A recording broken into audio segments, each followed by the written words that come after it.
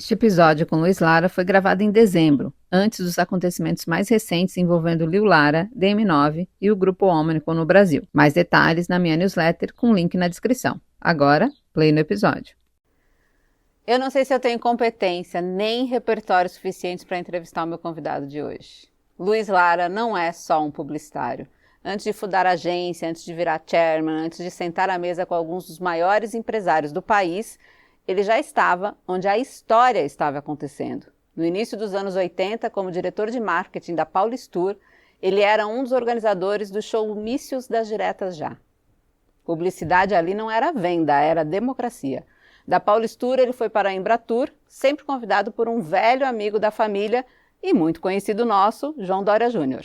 De lá, foi para a UMAP fazer marketing promocional. E, na sequência, junto com Dória, fundou sua primeira agência de publicidade. De publicidade? Foi também nessa época que se aventurou na campanha de Fernando Henrique Cardoso para a Prefeitura de São Paulo, a famosa em que a FHC sentou na cadeira antes de ganhar.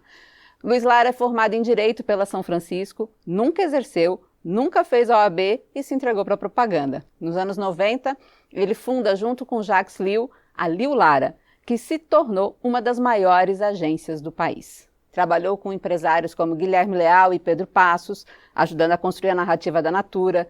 Lidou com Joesley e Wesley Batista e transformou carne em marca. Convenceu Nelson Skin Cariol a virar anunciante. Trouxe a Nokia para o Brasil e colocou o Pelé como garoto propaganda. No primeiro mandato do governo Lula, quando Luiz Gusquem era ministro da SECOM, a Liu Lara foi a agência do governo.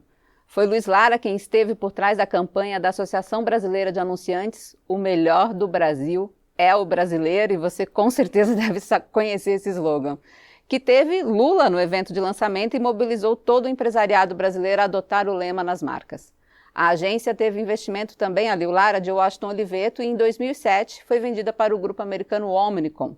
No livro que escreveu depois, Lara conta que passou um ano em depressão pós-venda, mesmo tendo continuado na agência, porque vender uma empresa, às vezes, é perder um pedaço de si, não é isso? Ele se tornou chairman da TBWA no Brasil, o braço da Omnicom, que abriga a Liu Lara, e a ID, que é outra agência que ele também fundou e também vendeu para o grupo Omnicom, e o seu futuro agora está com a To Be Good, que não faz parte do grupo americano e é onde ele atua com reputação e posicionamento de marcas e advocacy. Esse ele vai contar depois para a gente o que é. Essa definitivamente não é a trajetória de alguém que apenas fez campanhas, é a história de alguém que ajudou a construir o imaginário do Brasil moderno. Eu sou Josete Goulart e hoje com vocês, os tombos de Luiz Lara. Bem-vindo, Lara. Muito obrigado, Josete. Um prazer enorme estar aqui com você, nesse bate-papo aqui. Você que é sempre antenada, bem informada e instigante no seu jornalismo que eu acompanho, seja no Tisha News, seja na cobertura fantástica que você vem fazendo do nosso mercado de comunicação. Nossa, obrigada. E a gente está louca para escutar todas essas histórias de política, de marketing e quantidade de tombos, porque para alguém ser grande como Luiz Lara tem que ter muito tombo, muito né, tombo, gente? Muito tombo, e errar, e corrigir, e humildade. Quando me perguntam o que precisa para ser um bom profissional de comunicação, para ser um bom publicitário, eu falo, seja humilde, porque ninguém acorda de manhã para ver propaganda. Todo mundo, você hoje, acordou com uma pauta pessoal e profissional lotada. Mas, Josete, do momento que você acorda, do momento que você dorme, o leite que você toma no café da manhã, o biscoito que você come, o celular que você tem, carro que você eventualmente usou para vir para cá, para gravar esse podcast, o tênis que você usa, são de marcas que você gosta, conhece, confia. Quem te conectou com essas marcas? A propaganda criativa, memorável, que você não acorda de manhã para ver, mas pela porta do humor, da emoção, desperta teu interesse, seja num comercial de televisão, num spot de rádio, num jingle de rádio, numa peça de mídia exterior, num anúncio de jornal e revista, porque antes você lia jornal todo dia, agora você lê notícia o dia inteiro, numa conversa na rede social, num vídeo no YouTube, no Kai, no TikTok, no Facebook, no Instagram, você acaba sendo impactado por uma campanha. Bom, vocês já viram que é o publicitário aqui, né? Mas antes da gente continuar, porque ele vai contar de tombos, roda a nossa vinheta. Os tombos que eu levo. Um oferecimento Pague Menos.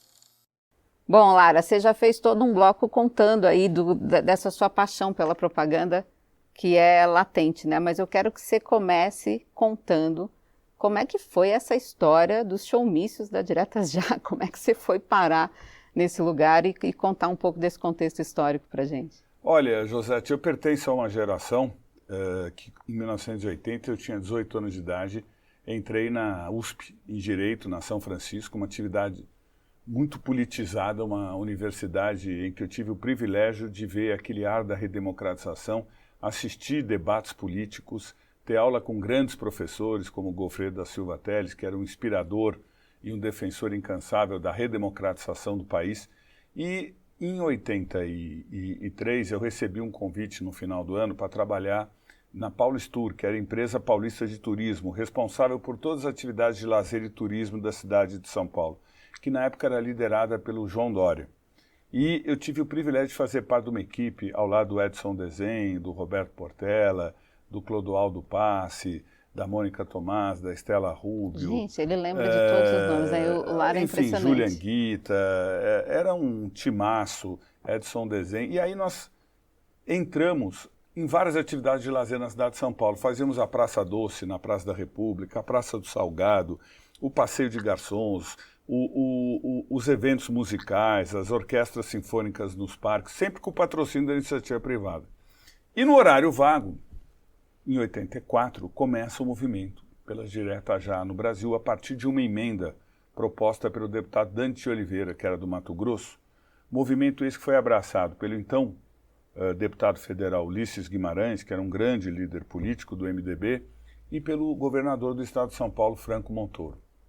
E eles simplesmente saíram de uma maneira até meio quixotesca pelo país, fazendo comícios pelas diretas, que no começo levavam poucas pessoas. Mas começou uma mobilização, a sociedade estava cansada do regime militar, o governo João Figueiredo já vinha há 6 anos, e a possibilidade de eleição direta para presidente, que a minha geração nunca tinha votado, eu já tinha 22 anos de idade, eu já tinha tido a chance de votar em 82 pela primeira vez para governador, para deputado federal, para deputado estadual, mas não tinha tido a oportunidade de votar para presidente da República. Nós acreditamos naquilo e no tempo livre, nos finais de semana e nas noites, nós, como cidadãos, ajudamos toda aquela equipe maravilhosa da Paulistur, éramos muito jovens, como brincava o então prefeito Mário Covas, nós éramos os Menudos, que era uma banda de jovens que fazia muito sucesso, nós íamos montar na Praça da Sé o comício que chegou a levar 1 milhão, 1,5 milhão, 2 milhões de pessoas. Íamos buscar no aeroporto artistas como Cristiano Torlone, Raul Cortez, Osmar Santos, que participaram daqueles showmícios, que era uma grande frente pela redemocratização do país. Ali não tinha partido político, ali Ulisses Guimarães, Tancredo Neves, Lula, Brizola, Teotônio Vilela, todos os grandes líderes políticos da época acabavam pedindo pelas eleições diretas.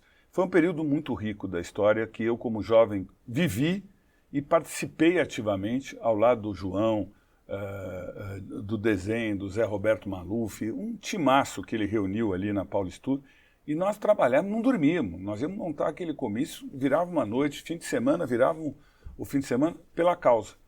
A emenda quase passou, perdeu, se não me engano, me falha a memória, é só dar um Google ou olhar o chat GPT, por 22, 25 votos que ficaram faltando. Mas aquele movimento ficou, tanto que gerou a candidatura do Dr. Tancredo Neves como um candidato civil para fazer a transição democrática.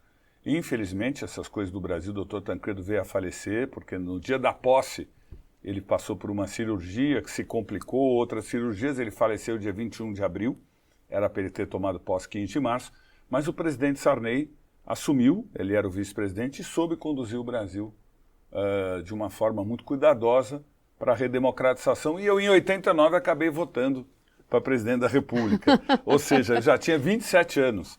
E é muito importante votar para presidente. A gente tem que preservar a democracia. Eu acho que é uma conquista da sociedade brasileira. E eu acho que, por mais que a gente anime ou desanime com a política, respeitando a opinião de cada um, participar é fundamental. Agora, você teve uma história com o Fernando Henrique, né?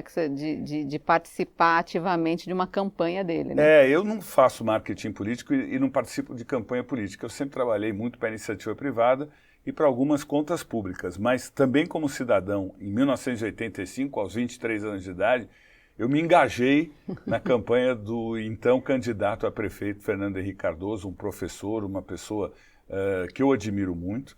E na época nem imaginávamos que ele iria se tornar o presidente da República, iria ser o ministro da Fazenda do Plano Real, ia mudar a história do Brasil. Mas ele era admirável e concorria com o Jânio Quadros, ex-presidente da República, um político muito carismático, e com o Eduardo Suplicy, que também era um professor muito querido da Fundação Getúlio Vargas. O fato é o seguinte, dividir os votos, o chamado campo progressista, de centro-esquerda, vamos assim dizer, o Fernando Henrique teve 34% dos votos, o Suplicy chegou a 20%, e o Jânio, por 1%, acabou levando.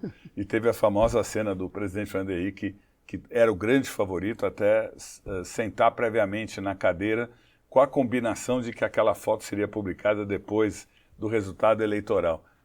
Perdeu por 1%, foi uma grande frustração, mas eu acho que acabou sendo bom para a história e para o destino do próprio presidente Fernando Henrique, porque 10 anos depois, ou 9 anos depois, em 94, ele ganha a eleição para a presidência da República, e acho que ele foi um grande presidente, fez 2 grandes mandatos. Aliás, o período ali, 94, 2010, foi um período que para a minha geração foi muito marcante, porque trouxe a estabilização econômica. Minha filha nasceu em 94, a minha filha mais velha, ela não sabe a inflação que nós vivemos de 87 a 91, Josete, a gente teve 6, 7 moedas. Eu prestava serviço em ORTN. Teve plano que deixou a gente com R$50 no banco. Foi muito dura a luta contra a inflação. E o fato do Brasil ter conquistado a estabilização com o Plano Real mudou nossa história.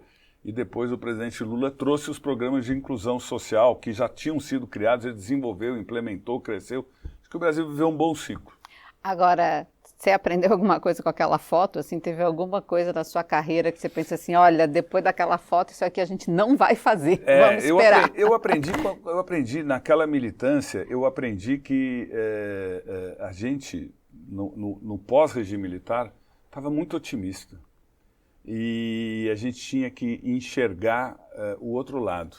Deus nos deu 2 ouvidos e como publicitário eu sempre falo, primeiro seja humilde, porque ninguém acorda de manhã para ver propaganda. Talvez tenha faltado humildade para todos nós naquela campanha. E a segunda é seja curioso, ouça o que o outro tem para falar. E o eleitor do Jânio não falava, até porque a gente não o ouvia. Ele era quieto, ele era mudo, mas ele tinha a legítima intenção dele de votar no campo conservador e é legítimo, você tem que ouvir.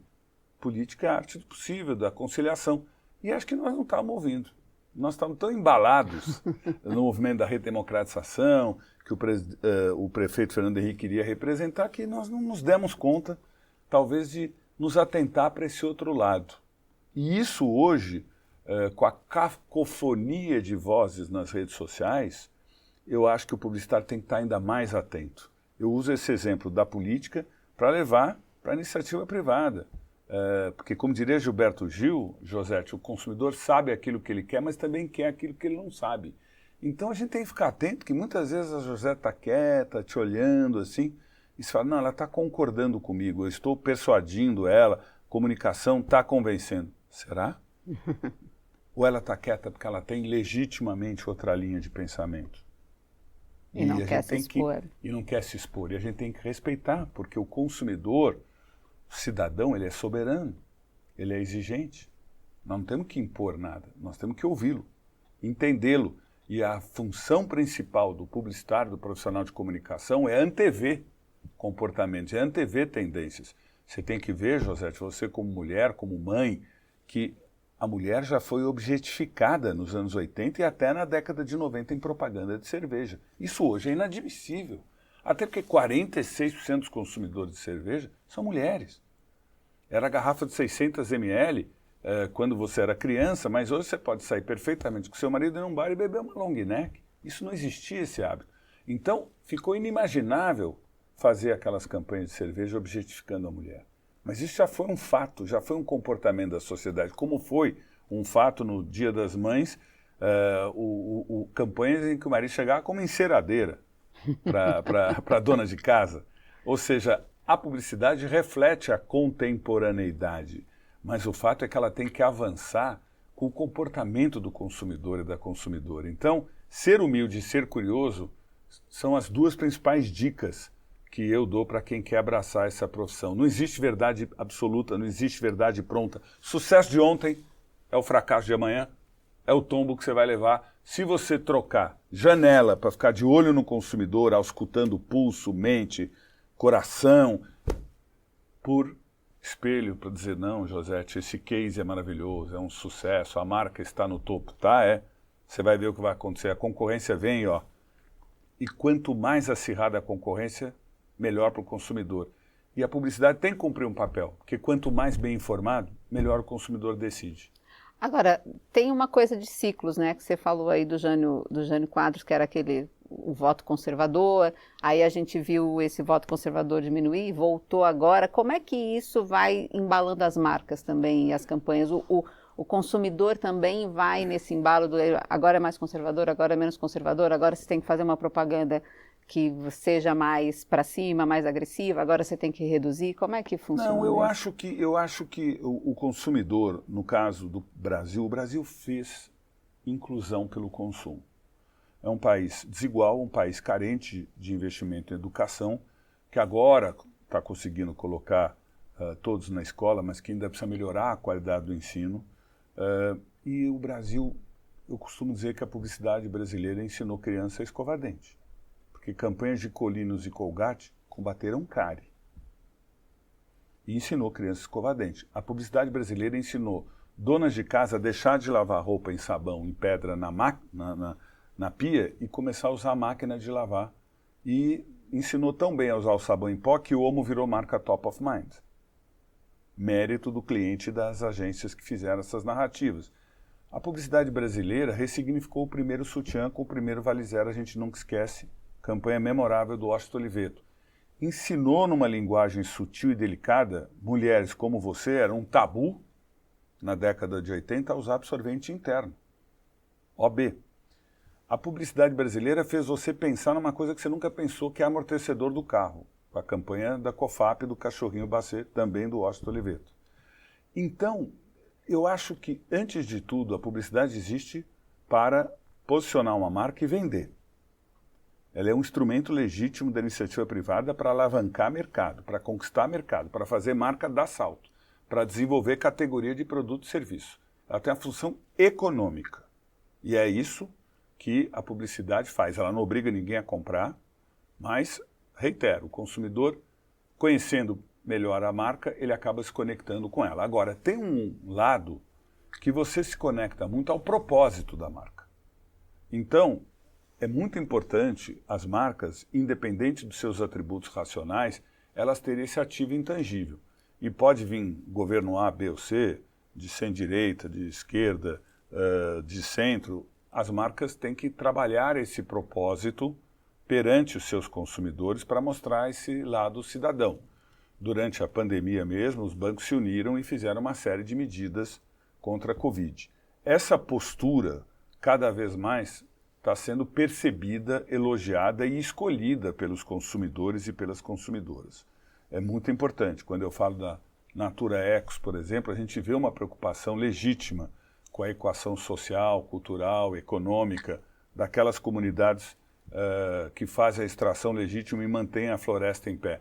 Quando eu tive a oportunidade de trabalhar ao lado do Fá Barbosa e do Fernando Egídio Martins nas campanhas do Banco Real e depois Santander, falando do Banco da Sua Vida, falando de sustentabilidade, falando da coleta seletiva de lixo, e o banco só emprestando recursos para empresas que tinham esse respeito pelas práticas sustentáveis, nós tivemos a oportunidade de divulgar essa causa.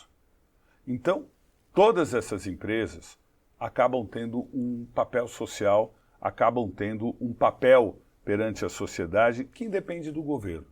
E isso faz com que muitas vezes os cidadãos e as cidadãs se conectem com as marcas, com esse lado cidadão, independentemente do governo de plantão. É que eu sinto que as marcas elas vão se aproveitando do espírito do tempo, né? Então a minha pergunta era mais sobre o espírito do tempo, que ele vai mudando, né? Vai mudando. Oscilando. Agora, por exemplo, estão falando aí, com o fenômeno do Trump, estão abandonando a causa da sustentabilidade.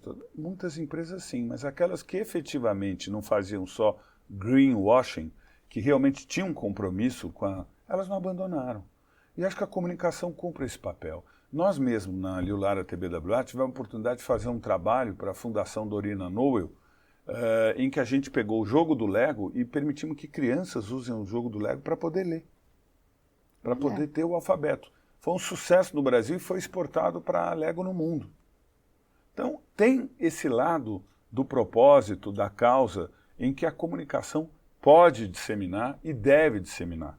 O primeiro Leão de Ouro que o Brasil ganhou em Cannes foi com o Washington Oliveto, com uma campanha que na época era o homem de 40 anos. Hoje já podia mudar para o homem de 60 anos, que eu estou com 63 anos e estou me achando super jovem. Com 40. Né? Mas o fato é que ele explicava que muitos homens de 40 anos faziam sucesso depois dos 40 anos e que o etarismo que existia na época do homem de 40 anos era muito ruim para a sociedade. No momento em que a gente está vivendo aí um etarismo agora ainda maior, porque a vida ficou mais longeva, né, graças aos avanços da medicina, nós temos que trabalhar a comunicação nessa causa de como incluir a pessoa da terceira idade na sociedade. Né? Então eu acho que a publicidade... é um grande consumidor com poder aquisitivo. É um grande consumidor com poder aquisitivo. E é isso que eu estou cuidando um pouco no âmbito da Tube Good, que é o meu hub de causa e propósito, comunicação e advocacy, pegando causas das marcas e trabalhando o posicionamento delas nessa conversa com a sociedade, nessa evolução que, como você bem colocou, Josete, acompanha as zeitgeist do tempo. Porém, nós somos, como já disse a campanha da Globo, 100 milhões de uns. A vontade individual se reforça no coletivo, mas o coletivo não impõe necessariamente a sua opinião individual. Então, não esqueça que você tem que acompanhar a zeitgeist do tempo, mas ela não é uma ditadura genérica que todos pensam igual. Cada vez mais, a Josete, tendo o seu tom de voz, você pode ser o meio e a mensagem. Então, você pode ser o que você é, uma jornalista com um poder de influência, mas você pode ser uma influenciadora. Não é mais a publicidade em que você recebe passivamente o conteúdo. A tecnologia permite que você receba e produza conteúdo. Então uma campanha não é mais só da marca. No momento que você lança uma campanha na TV aberta, TV a cabo, no streaming, num spot de rádio, num jingle, num podcast, num anúncio de jornal, de revista, para você ver, ouvir ou ler notícia no tablet ou no celular, na mídia exterior, numa conversa nas redes sociais, nas plataformas de mídia, você já não é mais dono daquela campanha, porque muito rapidamente viraliza, mudou a jornada de mídia, mudou a jornada do consumidor no consumo de mídia e você acaba viralizando em 24, 48 horas, vem uma onda fortíssima e acaba fazendo acontecer. E isso vale para nós publicitários e vale para vocês jornalistas. Eu tenho o privilégio de atuar no terceiro setor na Childhood, que é uma entidade que combate o abuso e a exploração sexual infantil. Nós, no final do ano passado, falamos impossível, mas a gente tem que continuar lutando para combater a erotização infantil na internet. Mas estávamos desanimados e estávamos lutando para passar a lei no Congresso, para ajudar a regular isso nas plataformas e tudo. De repente o Faker tem 36 milhões de views em 72 horas e aquele projeto de lei que nós estávamos animados é votado em uma semana. Essa é a publicidade no mundo de hoje. E é isso que eu procuro contar no livro, A Alma Brasileira do Negócio. Deixa eu fazer um comercial aqui, né? Como diria o Silvio Santos, quem não leu gostou. E é um livro que eu falo exatamente... É muito bom, eu recomendo, eu li. E gostou. E gostei. Em que eu falo da era de ouro à era digital, como a comunicação transforma o mundo. E comunicação no sentido amplo. Aqui eu conto o privilégio de como um estudante de Direito, que abraçou a publicidade com 19 anos de idade, teve o privilégio de conviver com uma geração de Washington Oliveto, Nizam Guanais, Fábio Fernandes, Marcelo Serpa, Jacques Leucovics, Neil Ferreira, Alexandre Gama, e aprender com a geração que me antecedeu e preparou esse negócio para eu poder educar 4 filhos e viver disso, que foi Alex Pericinoto, Petrônio Corrêa, Mauro Salles, Luiz Salles, Júlio Ribeiro, Geraldo Alonso, impossível mencionar Agora todos. está na hora de fazer uma lista de mulheres, né? Olha, isso, e no último Caboré, nós estávamos juntos lá, e eu falei para as candidatas, vocês vão ganhar. E eu concorri ao Caboré, eu já ganhei 3 Caborés, não esperava ser indicado, concorri pelo sempre com a Gabriela Onofre, que é uma craque do Grupo Publicis, e com o Sérgio do Cazé TV, que está fazendo, junto com o Edgar, uma revolução na Live Mode com o Cazé TV e tudo que eles estão atuando. Mas eu falei para a Gabriela antes, pode perguntar para ela, você vai ganhar. E eu acho importante o empoderamento feminino no nosso mercado, tanto que a Liular é liderada pela Mar Esteves, a ID pela Camila Costa, a nossa sócia CFO, que cuida da TBWA no Brasil, é a Sheila Waxwasser, no SEMP, que é o Fórum de Autorregulação do Mercado Publicitário, que eu sou presidente pro bono do conselho, a Regina Augusto é diretora executiva. Eu me adoro me cercar, e você vê que eu me adoro me cercar, do jeito que eu falei, de mulheres, porque começando pela Bia em casa, eu acho que a mulher tem sensibilidade e tem um papel hoje muito mais importante na liderança do mercado publicitário, mas muito a crescer, porque eu vivi num mercado misógino, machista, onde não se via pessoas negras, onde poucas mulheres eram líderes, tanto que quando eu cito da geração anterior de grandes criativos, tem a Cristina Carvalho Pinto e a Ana Carmen Longobardi, a Magui Moberdoff, poucos nomes, eram talentosíssimas. Agora eu tenho certeza que essa mudança veio para ficar. E o Caboré, que sempre reflete a zeigacho do tempo, foi isso. Você viu lá em 7, 8 categorias, quando tinha mulheres concorrendo com homens, uns criticam, mas foi um excesso de militância e tudo. Eu não acho. Eu acho que elas estão no comando, estão fazendo acontecer. Eu acho que a Gabriela, quando eu concorri 2 vezes com 40 e poucos anos, eu queria muito ganhar. Hoje eu estou em outro momento da minha vida, mais preocupado com o legado. Para ela, é muito mais relevante para o mercado impactar com um prêmio como esse, do que para mim, que já estou vendo o mercado, de uma certa maneira, do balcão, junto com os clientes, conectado com os clientes, comprometido com os clientes, mas em outro momento. E eu acho que é hora da liderança feminina, das lideranças negras, do pessoal da Black, que ganhou. Eu acho isso muito importante, porque o Brasil precisa mudar, Josete. O Brasil precisa ser mais inclusivo, mais abrangente. E essa diversidade vem para o bem do mercado publicitário. É como eu falei, da gente achar muitas vezes que a nossa opinião, não, a opinião é geral essa. Não é. Fique atento. Escuta, né? Escute. E não fica só preso na tela do computador, vendo referências de campanhas europeias para poder ganhar prêmio em Cannes. Eu sempre falo para os jovens criativos das agências, a verdade da propaganda brasileira, e se ela chegou a se tornar a 3ª mais premiada do mundo, atrás da publicidade americana e da publicidade inglesa, é porque ela é uma publicidade alegre, colorida, com a cara do Brasil. O Brasil é misticismo, o Brasil é negro, o Brasil mistura comida japonesa com rodízio de carne, o brasileiro mistura futebol, funk, música sertaneja. Este é o Brasil verdadeiro. Põe a barriga no balcão, tem olhar de brasileiro, vá para os pontos de ônibus, para os pontos de venda, para os bares, para a rua. E não fique só preso nas redes sociais e no ambiente do ar-condicionado olhando uma telinha de computador. A propaganda europeia é cinza, porque lá em Londres, de novembro a abril, é cinza. É cinza. E chove todo dia. Não vai fazer publicidade de carro com cinza. Faz a publicidade brasileira para você vender carro aqui no Brasil. Então, eu acho que esse pulso do consumidor brasileiro que a gente não pode perder, e esse pulso de saber ouvir. Agora, você falou no Caboré, e eu tive lá no Caboré que a gente fez o Tombo Express. Não entrevistei você porque eu já sabia que ia te entrevistar aqui para Paris, que não é Express, mas eu prometi para a Flor, que foi CMO da Gol na época do 7-1. Nossa Senhora. Que você ia contar aqui no podcast a história do seu 7-1. Mas eu quero, assim, riqueza de detalhes, Luiz. Daquele jeitinho que você me contou, todo floreado. Eu vou contar, então peço a paciência aí. Mas o fato é que eu fui em todos os jogos da Copa, eu adoro futebol, sou São Paulino fanático. E eu levei a minha família em todos os jogos da Copa, comprando os nossos ingressos. E os 5 primeiros jogos. E o Brasil não estava jogando bem. Aí foi para a semifinal com a Alemanha. E eu, pessimista, falei para a Bia e para os meus filhos, eu não vou comprar ingresso para esse jogo, ia ser em Belo Horizonte, porque dificilmente a gente passa pela Alemanha. Mas o Nelson Sirotsky, do grupo RBS, simpaticíssimo, com quem eu cruzei todos os jogos, falou, você ainda vai num jogo a meu convite, você ainda vai num jogo a meu convite. E convidou a Bia e eu para irmos a Belo Horizonte. E eu não tive como dizer não.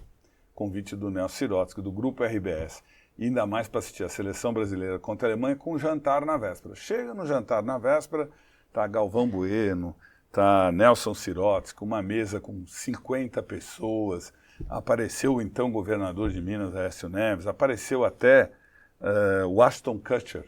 Imagine, a Bia ficou nervosa, aquele bonitão.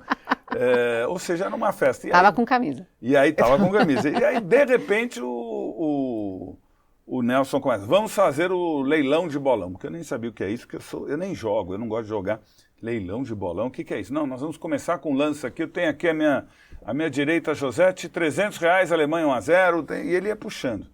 E todo mundo apostando na vitória do Brasil. Ia apostando R$500, R$1.000, e eu mudo.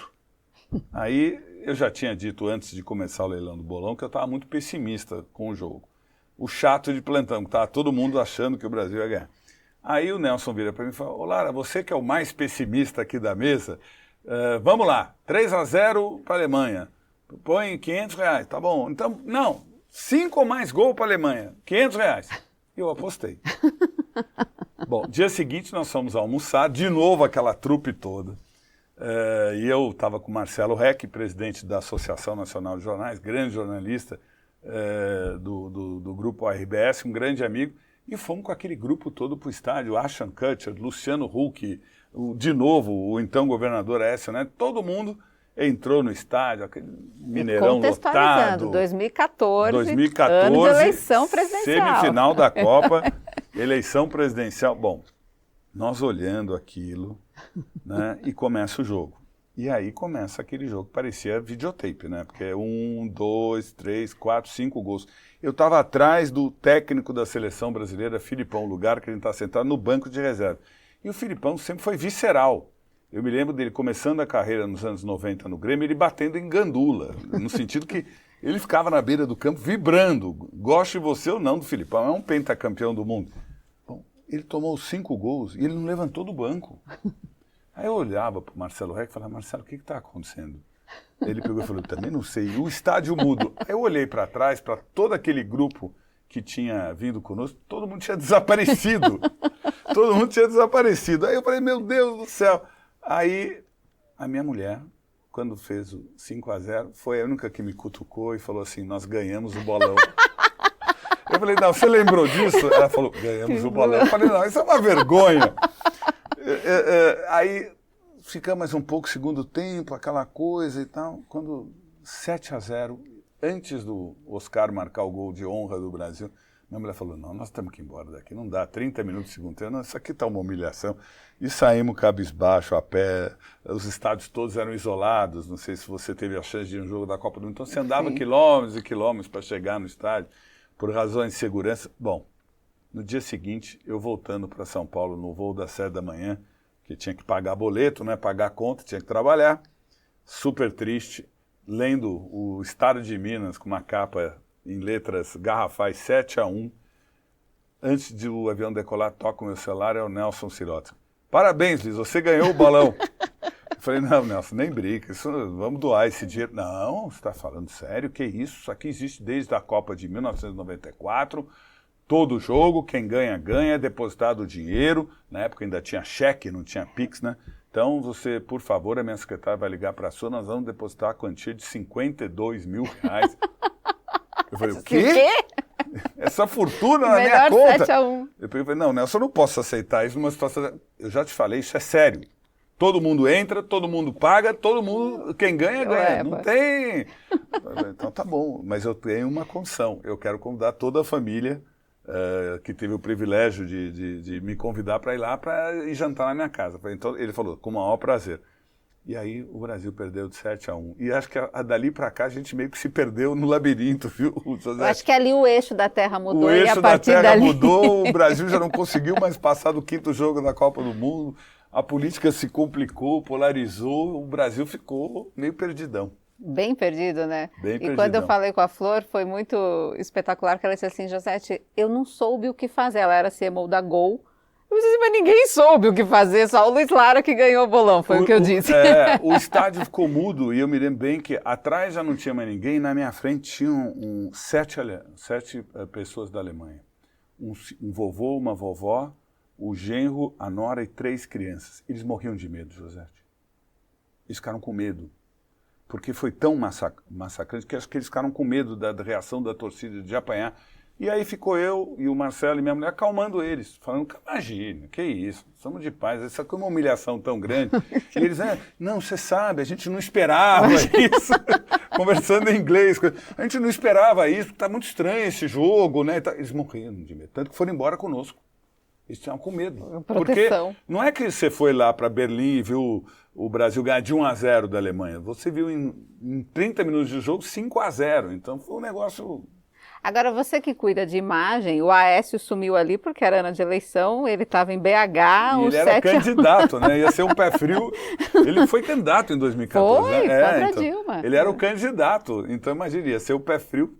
Sumiu ele, sumiu todo mundo. Ashton Kutcher, sumiu todo mundo. Acho que foi todo mundo embora. E eu fiquei até uns 30 do segundo tempo, naquela humilhação horrorosa. Uma pena. Nossa, mas aí vocês saíram antes ainda. Todo mundo saiu antes? Todo mundo. Não, o estádio estava já bem vazio quando eu saí. Gente. Porque foi assim. Nós não jogamos, né? Não. Não é que a gente teve algum poder de reação e em algum momento a gente se iludiu. Não. A gente simplesmente parecia um jogo de adultos contra crianças. Agora, teve algum momento da sua vida que você estava num 7-1 sem saber que ia ser 7-1 e você paralisou também? Não, eu tive momentos muito engraçados. Uma vez o Jacques e eu fomos apresentar uma campanha para uma cooperativa do Paraná e tinha o presidente da cooperativa que ele queria entregar a conta para nós, mas o diretor de marketing não queria. E na época a gente apresentava a campanha ainda em layouts. Layouts eram aquelas páginas de papelão onde a gente ainda montava os layouts. E nós fizemos mais de 30 layouts e eu carregava aquela pasta. Chegamos lá, então, imagine que você era diretora de marketing. Isso aqui era um layout. Então eu falava assim, e eu estava com o layout de costas ainda, ou seja, eu não tinha visto a campanha. Então imagine, Josete, eu tentando persuadir você junto com o Lil, com o Jacques, imagine que você vai abrir os olhos e vai ver, e você, antes de eu virar o layout, fazia assim. Ai, aí o Jacques uma hora falou, calma, por favor, olha pelo menos. Olha pelo menos, não critica antes. Pelo amor de Deus, olha, eu sei que foi tão louco que ele não queria trabalhar com a gente começou a rir, ele também. E aí uma hora eu falei, vamos parar, vamos almoçar, não tem problema nenhum, você não é obrigado a trabalhar com a gente, vamos almoçar, pelo menos a gente faz uma boa... Fomos almoçar e não trabalhamos para ele, mas fizemos um bom amigo. Porque ele fazia assim, mas calma, deixa eu te contar a ideia primeiro. Ele não queria trabalhar conosco, mas isso faz parte da propaganda. Outra vez na Pernambucanas, a gente entrou numa concorrência fortíssima com 5 agências. E a gente soube que uma agência se levou até a Hebe Camargo, na loja. O escritório era em cima da loja. Então a apresentação foi conectada com a Hebe na loja, entrando ao vivo, com uma campanha. Aí nós falamos, como é que nós vamos fazer? E nós resolvemos fazer nada. Nós resolvemos visitar 50 lojas da Pernambucanas, fazer o consumidor e a consumidora misteriosa, filmando, com óculos, como era o atendimento, meta, né? como era o mix de loja, e fizemos um checklist mostrando que tinha muita coisa errada. Que a equipe de vendas estava virando as costas do consumidor, que a política de crédito estava complicada, que o mix precisava melhorar, porque a Pernambucanas era tudo para a sua casa, né? Cama, mesa e banho, eletrônicos e moda.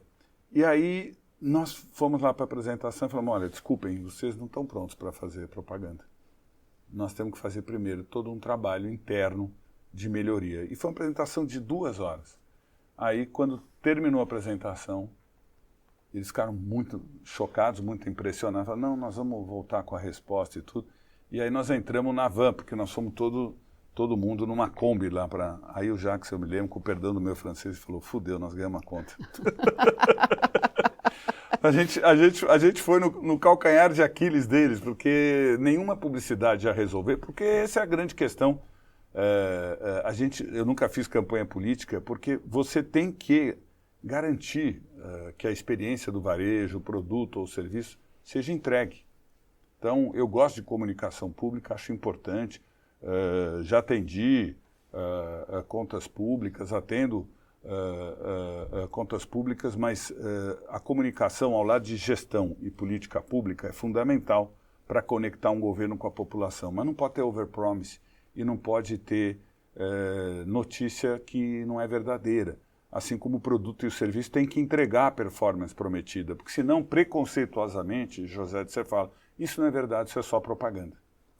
Exatamente. Então, a comunicação Mas porque acontece muito. E acontece muito. E aí o consumidor, que, como disse o Madia, é um camaguru, uma mistura de camaleão e canguru, ele, de advogado da sua marca, vira um crítico terrível da sua marca. E hoje ele tem voz. Ele está nas redes sociais. Então, você tem que tomar muito cuidado com isso e tem que estar muito presente nesse contato. Quando você começa uma conversa com o consumidor, você tem que monitorar essa conversa. Você tem que cuidar dessa performance. E hoje a publicidade não pode ser só performance, não pode ser só conversão de vendas. Você precisa nutrir a sua marca. Você precisa manter a sua marca em evidência. Caso contrário, o consumidor vai abandonar a sua marca por outra. Agora, você sempre falou muito aí, desde o começo da nossa conversa, da questão de escutar, né? Mas já teve alguma vez que você não escutou e se ferrou? Eu acho que sim. Eu me lembro muito bem de uma campanha ainda na Dória Lara Stalimir, em que nós fomos convidados para fazer o lançamento do hotel Transamérica. E o hotel ficava em Comandatuba. Mas o voo era para Ilhéus.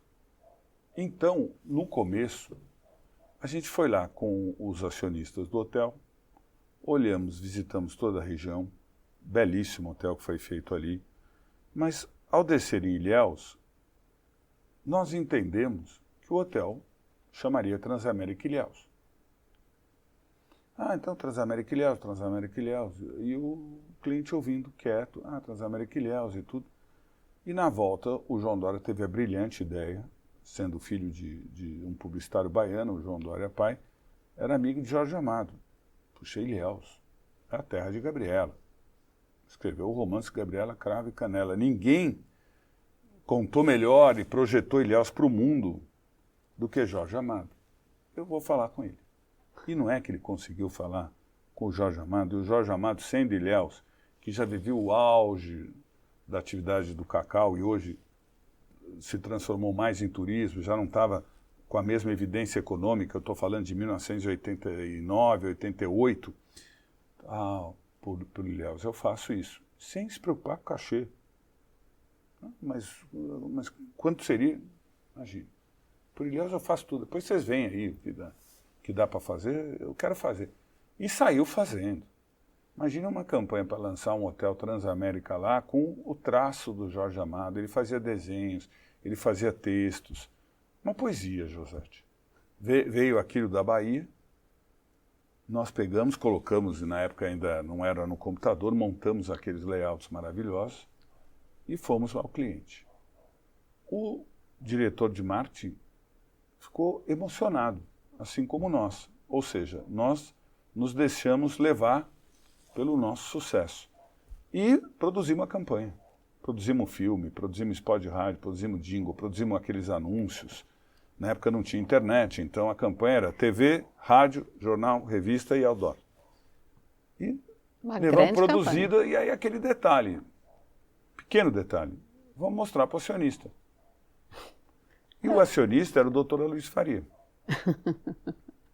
que olhou a campanha, falou, que beleza de campanha. Elogiou muito, deu um sorriso e na saída da sala discretamente falou, mas não fique em Ilhéus, fique em Comandatuba.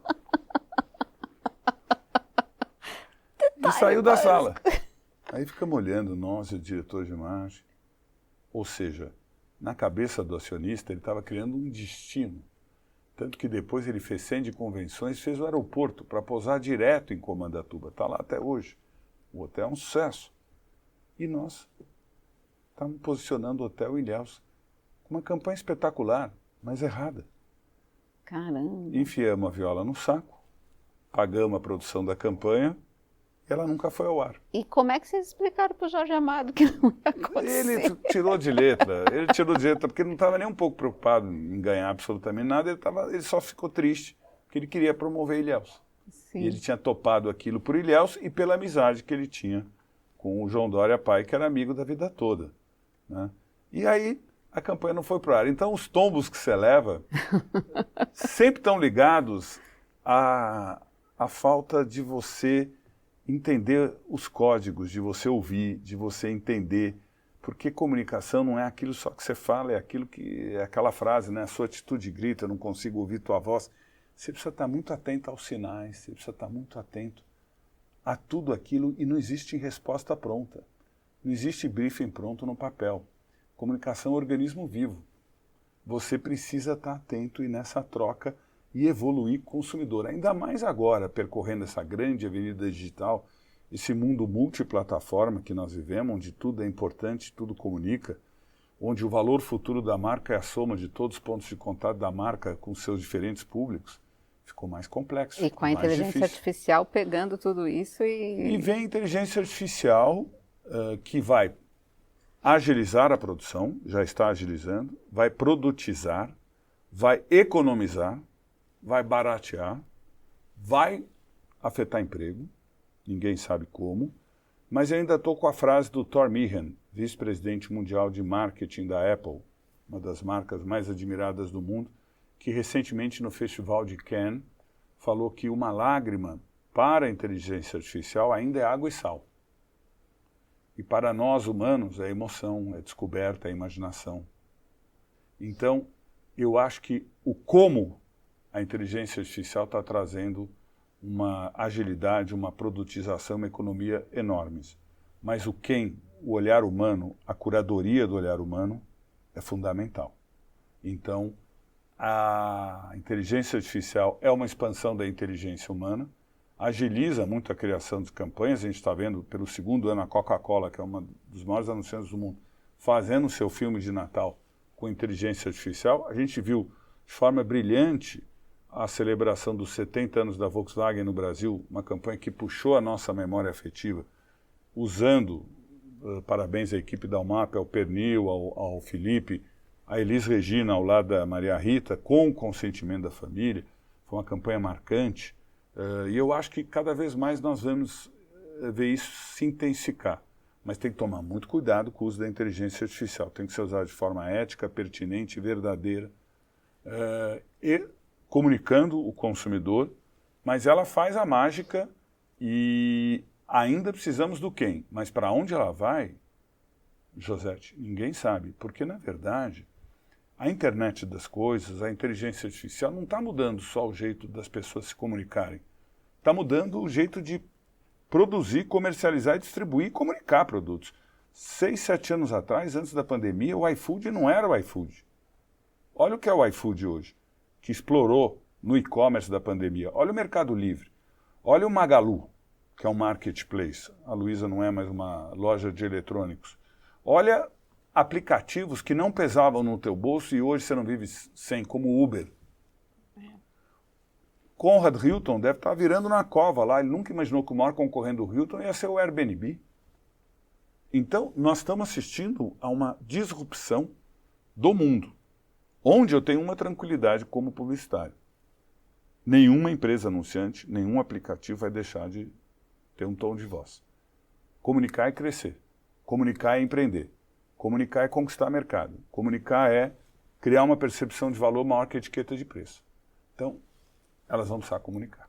E cada vez mais vão precisar ter esse olhar que você teve na Pernambucanas do negócio. Exatamente, exatamente. Porque a IA vai entregar o que é melhor. Exatamente. O que as pessoas estão falando. Exatamente. Agora, tem o outro lado da IA, que o Harari, que eu leio muito, é muito pessimista, que o IA é um alien, né? Que ele vai virar um agente e vai ganhar vida própria. Mas eu sou sempre otimista. Eu acho que a gente tem que sempre ver o copo cheio e a humanidade vai evoluir. E nós temos que estar aqui para assistir e ver tudo isso. E o ser humano vai encontrar a solução. Vai haver talvez um grande desemprego, mas também vai haver novos empregos. E talvez a gente vai mudar o conceito de trabalho. Aliás, já está mudando. A minha geração já é diferente da sua, porque a gente não largava o emprego por nada. É uma carreira. Eu vejo os meus filhos que trabalham muito e produzem, mas eles já veem o mundo de um jeito diferente. Então vai mudar o conceito de vida. Então, Lara, você sabe melhor do que ninguém que o jornalismo, né, ele tem que pagar as contas e que o maior grande financiador do jornalismo é a publicidade, e aqui não é diferente, e agora o diretor está me dizendo aqui que é a hora do tombo da nossa publi. Perfeito, isso é muito importante.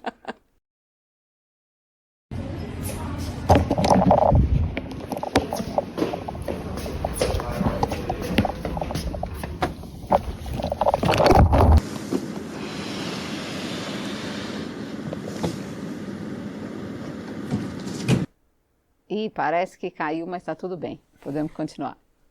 Bom, Lara, então agora a gente vai fazer a nossa IA alucinada, em que eu coloquei aqui a nossa conversa que a gente teve durante todo esse tempo, e ela que vai fazer as perguntas, e aí você responda sem medo de ser feliz. Ela está processando aqui. Sério, ela está processando. Sensacional. Nunca foi perguntado pela IA. Nunca foi perguntado pela IA? Sempre tem uma primeira vez, né? Vamos lá. Sabe por que ela não estava processando? Porque eu estava no modo avião. Botando a culpa na IA. Vamos lá. Qual foi o jingle mais perigoso daquela época em que você estava na Paulistur? Nossa. Perigoso no sentido de dava vontade de sair da cama e derrubar um regime. Só isso. Eu acho que o jingle mais perigoso daquela época foi criado pelo Washington Oliveto, que trabalhava muito, inclusive pro bono para Paulistur, para o passeio de cães que a gente fez ali na Avenida Faria Lima.